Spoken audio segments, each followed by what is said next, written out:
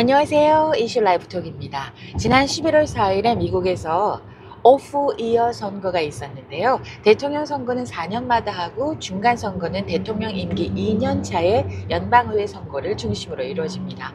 오프 이어 선거는 대선 치르는 해 아니고요. 중간 선거를 치르는 해가 아닌 다른 해에 주 지방 단위 선거를 하는 걸 말하는데요.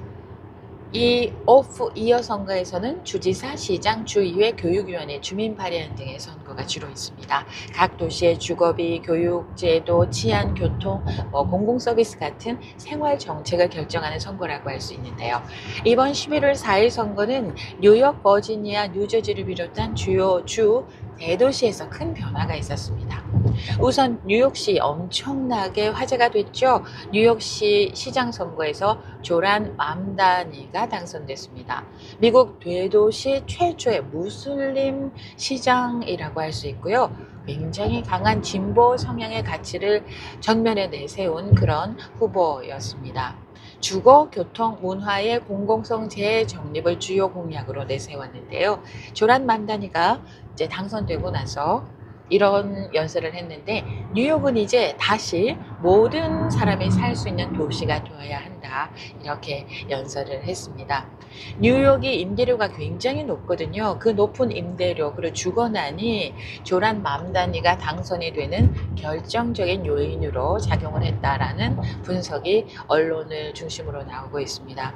그러니까 경제, 치안, 세금 이런 것보다는 삶의 질, 공공 서비스가 표심을 좌우했던 대표적인 사례다, 이렇게 언론은 분석하고 있습니다.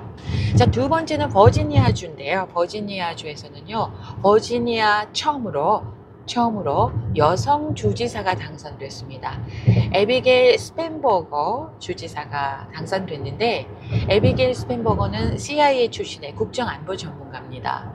중도 실용 노선의 강점을 가진 그런 인물로 평가받고 있는데요. 버지니아 교외 지역에서 민주당에 대한 지지가 회복되었다라는 점이 특징이라고 하네요. 그래서 지난 2024년 대선 이후에 굉장히 정치적으로 피로감이 남아있었던 유권자들이 대립 구도보다는 실용 정치에 무게를 둬서 에비게일 스펜버거가 당선이 됐다, 이렇게 분석하고 있습니다.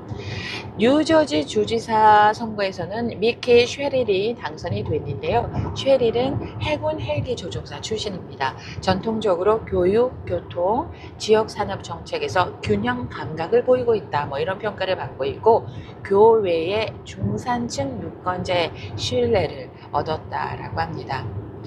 그래서 공공서비스와 생활경제 중심의 정책이 도시 주변 지역의 표심을 민주당 쪽으로 다시 돌리는데 효과적이었다, 이런 분석이 나오고 있습니다.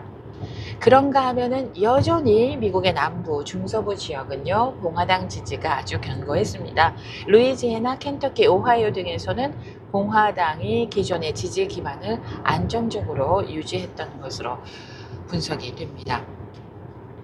그래서 이번 11월 4일의 선거 결과를 정리를 좀 해보면은, 도시와 교외 지역에 사시는 분들의 표심이 민주당으로 다시 쏠렸고요.